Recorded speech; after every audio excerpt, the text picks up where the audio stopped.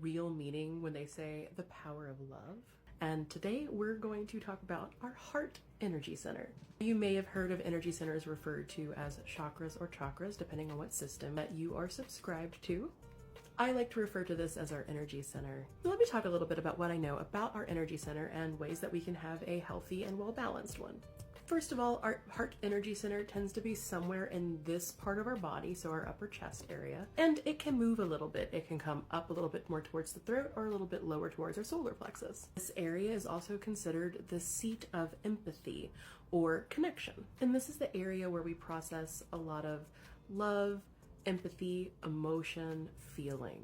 Often also an area that is notably for healing work or nurturing work. That said, a healthy energy center in the heart typically is one nice, large, and often very powerful energy center, but that can change depending on the individual. In my studies, like for instance this one, you can see that an individual's energy body can have a split heart or multiple pieces of a heart. They're the same energy center, it's just that they are split off doing slightly different functions. Think of them as like a dual star system. They're both stars, but this is their galaxy. This is what they're doing together. And that separation can be both healthy and unhealthy. In instances where it's healthy, think of it as a computer CPU split off into slightly different areas, so they're processing different things. For instance, empathy, nurture, and communication might all be slightly separate, but still functioning within the whole with a very good balance and flow between the three separations. On the other hand, we can have an individual who has had a lot of heart wounding specifically, and those splits and variations within the heart energy center is protective. Functionally, it could sort of be like blockages within the heart, but they're gated and not completely shut down, just walled up because of trauma.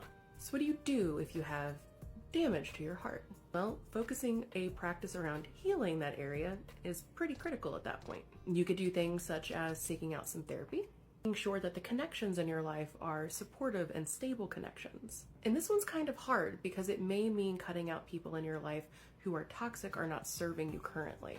You could try other cleansing and healing practices such as Reiki or doing energy work within your own space. You can also, within the therapy, again, point number one, but a specific part of point number one is resolving childhood trauma, which is very difficult at times to handle and is a lifelong endeavor. Also, self-care plays into this as well, because you can't nurture and support others and yourself if you haven't nurtured or supported yourself. And this is a big one, and this is a challenge for many of us, including myself. Our heart energy center is also between our throat and our solar plexus, our center of self. So it has a really large impact on how we communicate from our mouths and the direction that we feel we must go in life. It is also subject at times to the connections and the love we have for the people around us, which means they can influence our center of self. Heart is also the conjunction point of our shoulders in many instances. Oftentimes I'll see people's hands directly tie into their heart, making them have a strong heart-to-hand connection. Individuals who present like this in the readings that I do typically are folks that are really good at doing energy work with a healing practice. But there's caveats to doing that work just because you don't want to deplete your own energy centers. And we can talk about that in another video. Since our heart center typically is where all of our major connections to other people tie into, we have to acknowledge that it ties in from the front and the back. In fact, most connections are connected in the back, which means when we're doing work with, say, severing unwanted ties to individuals or trying to connect more deeply to somebody, we may want to focus on that one connection and bring it to the forward so that we can have better focus on it. If you want some quick tips in order to have your energy center and your heart be a little bit more balanced and exercised well, definitely try some meditations with energy bright and warm, filling this space and then relaxing as you breathe. So we want to help to make that energy center flex and move so that we can build up its capacity to hold lots of loving and nurturing energy for ourselves and for others. Additionally, when you're taking a shower, make sure when you're washing your chest and your back to push the energy out and down through the arms and even up towards the mouth, saying words of affirmation for yourself. Also, let me know if you try any of these techniques and if they work for you. Until next time, see ya. let's talk about our solar plexus. Excuse me, your what? Your solar plexus, your energy center that sits kind of about right here in your energetic body and in your physical body. In my practice, I like to refer to it as the seat of the self.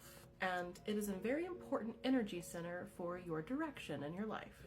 It is also the most authentic you energy in your body. And while it can be influenced from connections from your heart or influences from your sacral, generally speaking, this is the area to which you forge your path in life. Additionally, whenever you're doing grounding and centering techniques, the centering part of your body most often, not in all cases, but most often, centers at the center of self, or your solar plexus. So how can we utilize this energy center in our body? Well, for starters, this is an area we can focus on when we're trying to really locate and hone into our authenticity. Our ability to really determine what path that we choose, what energy fuels us, where do we want to go, how do we want to engage and interact with the world, and what impact we'd like to have on it as well. Big questions, big answers, big directions, and yet it is the most natural thing for us because it is us. Issues with our solar plexus can present when our truest, most authentic selves have been influenced by others in a way that causes them to fracture or compartmentalize. And when this happens, we sometimes see a split in the solar plexus, so that is no longer one center, but it is two. And in some extreme cases, up to 3 or 4. Similar to my video about the heart, which you can go check out on my page, when you see an energy center split like that, often it can be because of trauma. In some instances, it's not, but solar plexus traumas are almost always related to childhood trauma or trauma from our most intense relationships, trauma from the people that we loved, looked up to, and respected the most in our lives. In order to heal that sort of damage, therapy is really necessary and deep amounts of shadow work. Effectively, know thyself becomes a pathway to healing your solar plexus. But what about the instances of a split in the solar plexus that have nothing to do with that? No trauma, just is. Well, in my experience, it typically ends up being where the solar plexus splits in order to process strongly from the heart, so from up here and down, and then the other split is the center of self, the true center. Or that center of self split can act as a secondary mid-body anchor point that sort of functions like a root. We'll get into roots in another video. But effectively, that secondary split in the solar plexus area does allow there to be some energy processing and expulsion of or processing unwanted or unnecessary energies, and oftentimes will vent out of the back of the individual. Sometimes you'll see a sort of venting process in the heart as well, but more often it's centered in the solar plexus. Complicated, I know, but there's all these different facets of it, and everybody's a little bit different. So how can we really tune into and use the energy of our solar plexus?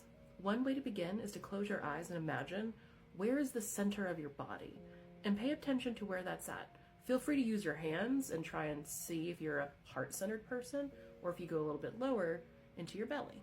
If you're struggling with trying to be true to your own wants and needs, using solar plexus work is a great way of trying to tune back in to you, your deepest, most authentic self, outside of all of the noise of influence in the world. Meditating at our solar plexus is a great way to help initiate this, or doing work within our journal, or even in therapy, where we're focusing on that center of self energy, bringing the solar plexus energy forward, paying more attention to it. And that is just the tip of the iceberg with the solar plexus. There's so much more, but I hope this is a good, brief kind of overview of our solar plexus.